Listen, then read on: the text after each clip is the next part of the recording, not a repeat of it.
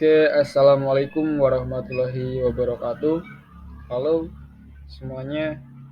Eh, Alhamdulillah pada video kali ini di sini saya akan membahas tentang masyarakat madani harus melakukan fungsi-fungsi dari masing-masing. Yang pertama ada dasar negara, yang kedua ada persatuan negara, yang ketiga ada sistem negara, dan yang keempat ada tujuan negara. Oke teman-teman, langsung saja masuk ke materi yang pertama. Eh, Mutakhir tentang civil society pada umumnya berporos pada pemahaman de Tocqueville. Civil society dapat didefinisikan sebagai wilayah-wilayah kehidupan sosial yang terorganisasi dan diantaranya bercirikan. Yang pertama ada kesukarelaan atau voluntary, yang kedua ada kesewasembadaan atau self-generating, yang ketiga ada keswadayaan atau self-supporting, yang keempat ada kemandirian tinggi berhadapan dengan negara, dan yang terakhir ada keterkaitan dengan norma-norma atau nilai-nilai hukum yang diikuti warganya. Berasal dari proses sejarah barat, akar perkembangannya dapat dirunut mulai Cicero dan bahkan sejak zaman Aristoteles. Yang jelas Cicero mulai menggunakan istilah societas civilis dalam filsafatnya. Dalam tradisi Eropa sampai abad ke-18, pengertian masyarakat madani atau civil society dianggap sama dengan pengertian negara, yakni suatu kelompok yang mendominasi seluruh kelompok masyarakat lain. Hubungan Pancasila dengan masyarakat madani. Dasar negara Pancasila tentu saja memiliki hubungan dengan masyarakat madani. Pancasila sangat berperan dalam penciptaan masyarakat madani karena nilai-nilai yang terkandung dalam Pancasila terdapat nilai-nilai yang sesuai dengan karakter masyarakat madani, yaitu masyarakat beradab dan memiliki moral yang baik. Implementasi Pancasila dalam perwujudan masyarakat madani atau masyarakat yang beradab dan terwujud dalam sila-sila dalam Pancasila, antara lain yang pertama ada sila ke-1, ketuhanan yang Maha Esa. 1. Pengakuan adanya kuasa prima sebab pertama kepercayaan terhadap Tuhan yang Maha Esa yang diwujudkan masyarakat. Memiliki adab terhadap Tuhan seperti melakukan ibadah sesuai kepercayaannya masing-masing. Yang kedua, tidak ada saling memaksakan kehendak memeluk agama karena adanya toleransi antar umat beragama. Yang ketiga, pelanggaran antisisme di Indonesia, negara atau pemerintah mengadakan fasilitas dalam menunaikan agama masing-masing. Yang selanjutnya ada sila kedua, kemanusiaan yang adil dan beradab. Yang pertama ada memanusiakan manusia atau menempatkan manusia sesuai dengan hakikatnya sebagai makhluk Tuhan. Tidak ada pembedaan antara si kaya dan si miskin, yang kuat dan yang lemah, karena semuanya sama di hadapan Tuhan. Yang kedua, menjunjung tinggi kemerdekaan sebagai hak segala bangsa dalam masyarakat madani diwujudkan dengan adanya ruang lingkup publik yang luas untuk berpendapat dan adanya demokrasi dalam masyarakat, misalnya dengan melakukan musyawarah dalam menyelesaikan konflik atau permasalahan. Yang ketiga, adanya penegakan hukum yang tegas, karena merupakan sebuah kedewasaan dan tanggung jawab yang besar dalam penegakan hukum. Yang selanjutnya ada sila ketiga, Persatuan Indonesia. Yang pertama ada rasa nasionalisme terhadap negara yang tidak berlebihan dengan menjaga kebudayaan asli Indonesia seperti sopan santun, gotong royong, pakaian, tempat tinggal, dan yang lain-lainnya. Yang kedua ada cinta bangsa tanah air dengan memiliki moral yang baik.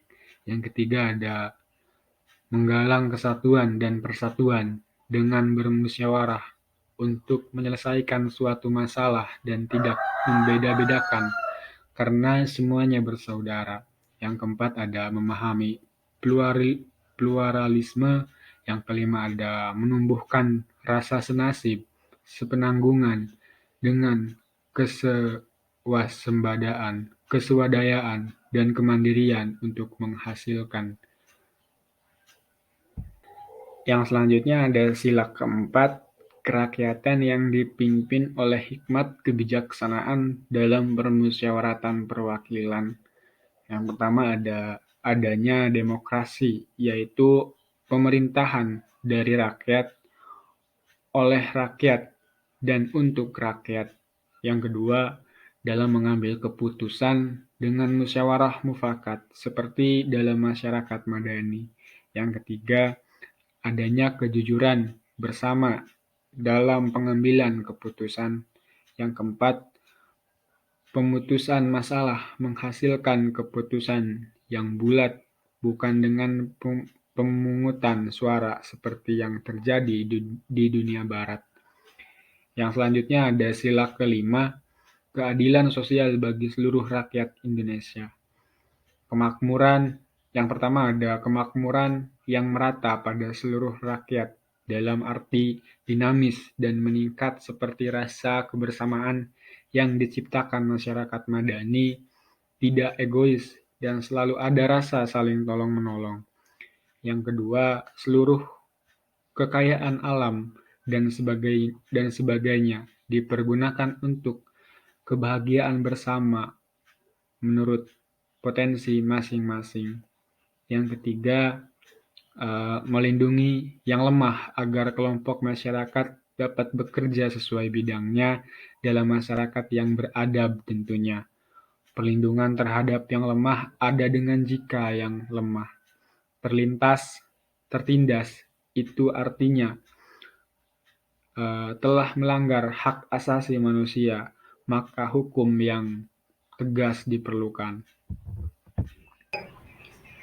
Manusia terlahir sebagai individu masyarakat, bahkan sebagai bangsa dan negara, hidup dan berinteraksi dalam ruang sosial budayanya. Kegiatan yang dilakukan sebagai suatu aktivitas untuk mewariskan dan mengembangkan sosial budayanya yang dilakukan melalui dunia pendidikan untuk menjamin suatu proses pendidikan yang efektif. Tentunya dibutuhkan suatu landasan filosofis dan ilmiah sebagai asas normatif dan pedoman dalam rangka pelaksanaan pembinaan. Dengan demikian, kedua asas tersebut. Nah, yang selanjutnya yaitu dalam peradaban dunia, pendidikan dunia juga membutuhkan masyarakat yang madani. Apa saja peranan Pancasila dalam mewujudkan pendidikan yang selaras dengan keadilan sosial bagi seluruh rakyat Indonesia? Pada sila kelima, yaitu keadilan sosial bagi seluruh rakyat Indonesia, adanya sikap saling tenggang rasa antar sesama, sedangkan untuk menumbuhkan karakter yang baik dan bermanfaat serta moral yang tinggi dibutuhkan adanya tingkat pendidikan yang terukur dari masyarakatnya. Maka keadaan masyarakat dapat diukur melalui pendidikan. Cara yang terbaik untuk merubah pola pikir dan sikap perbuatan masyarakat serta karakter dan moralitas suatu masyarakat yaitu dengan jalan pendidikan. Hasil penelitian ini menyebutkan bahwa peranan pendidikan Pancasila bagi masyarakat dalam membentuk karakter dan moral sangatlah besar dalam kehidupan berbangsa dan bernegara. Nah, dengan adanya pendidikan Pancasila bagi masyarakat, menjadikan masyarakat mengerti dan memahami bahwa Pancasila merupakan dasar negara Indonesia. Selain itu, bahwa selama ini ideologi hidup bangsa Indonesia adalah berdasarkan falsafah Pancasila sebagaimana tercantum dalam pembukaan Undang-Undang Dasar 1945. Oleh karena itu, setiap warga negara Indonesia harus mempelajari, mendalami, menghayati, dan mengamalkan dalam segala bidang kehidupan. Nah, contohnya yaitu aksi nyata penerapan sila kelima Pancasila oleh mahasiswa di lingkungan masyarakat adalah memberi contoh keadilan dengan tidak memandang sebelah mata saat ada permasalahan, bertanggung jawab atas kesalahan, tidak melakukan demo dengan alasan yang tepat, bukan asal-asalan, memberi contoh kekeluargaan dan menghargai hak orang lain supaya masyarakat selalu mendukung mahasiswa sebagai agen dari perubahan tersebut. Yang kedua yaitu ideologi Pancasila dapat diartikan sebagai seperangkat ide atau cita-cita yang menentukan keyakinan dan cara berpikir untuk mewujudkan suatu tujuan dengan berlandaskan pada 5 sila dalam Pancasila. Singkatnya, oleh karena ideologi bangsa Indonesia yang disepakati adalah Pancasila, maka setiap tindakan kita sebagai warga negara dan bagian dari masyarakat Indonesia harus selaras dengan nilai Pancasila. Tujuan dari pendidikan karakter yang paling utama adalah untuk membangun bangsa yang tangguh, di mana masyarakatnya berakhlak mulia, bermoral, bertoleransi, dan gotong royong. Nah, sebagai penutup, ideologi Pancasila dapat diartikan sebagai seperangkat ide atau cita-cita yang menentukan keyakinan dan cara berpikir untuk mewujudkan suatu tujuan dengan berlandaskan pada 5 sila dalam Pancasila. Singkatnya, oleh karena ideologi bangsa Indonesia yang disepakati adalah Pancasila, maka setiap tindakan kita sebagai warga negara dan bagian dari masyarakat Indonesia harus selaras dengan nilai Pancasila.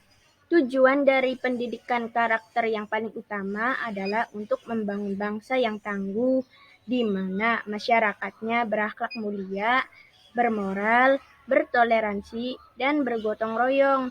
Untuk mencapai tujuan tersebut, maka dalam diri seseorang harus ditanamkan nilai-nilai berbentuk karakter yang bersumber dari agama, Pancasila, dan budaya. Seperti yang kita ketahui, bahwa proses globalisasi secara terus-menerus akan berdampak pada perubahan karakter masyarakat Indonesia. Kurangnya pendidikan karakter akan menimbulkan krisis moral yang berakibatkan pada perilaku negatif di lingkungan masyarakat, misalnya pergaulan bebas, penyalahgunaan obat-obatan terlarang, pencurian, kekerasan terhadap anak, dan sebagainya. Perlu diketahui, pada dasarnya membentuk karakter demi mewujudkan masyarakat yang madani diperlukan sumber daya manusia yang kuat dan berpendidikan. Usai sudah pemaparan tentang peranan Pancasila dalam membentuk masyarakat yang madani ini, apabila masih banyak kekurangan dalam pemaparan ini, saya dan rekan saya meminta maaf. Saya akhiri. Wassalamualaikum warahmatullahi wabarakatuh.